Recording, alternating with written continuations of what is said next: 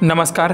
सध्या आंब्यांचा सीझन जोरदार सुरू असून झाडाखाली पडलेले आंबे एका पर्यटक कुटुंबाने घेतले म्हणून चक्क महिलेने त्या कुटुंबाची काढली लाज।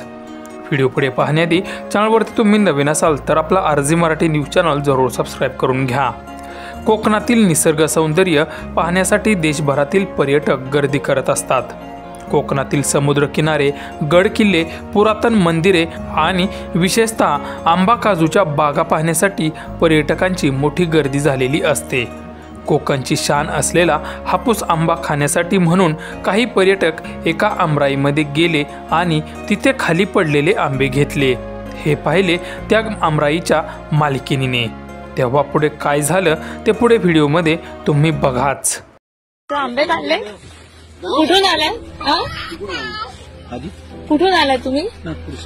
आणि काय करता इथे थांबून? थांबले आता दिसले आम्ही तर थांबलो नाही। आंबे घेतले तर तुम्ही आमच्या बागेतले? अहो पडलेले आंबे घेता म्हणजे काढताय तिथे लोक। किती आंबे घेतले? मला गाडीत बघायचं तुमचं किती आंबे घेतले। चेक करू दे मला गाडीत किती आंबे घेतले ना।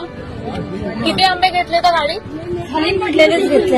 अहो मेहनतीने इथे शेतकरी मेहनत करतोय, तिथे राखणीला माणसं कशाला ठेवलेली आहे? ते बेकार झालेले आंबे सगळे तुटलेले पण काढा बाहेर आमचे ते।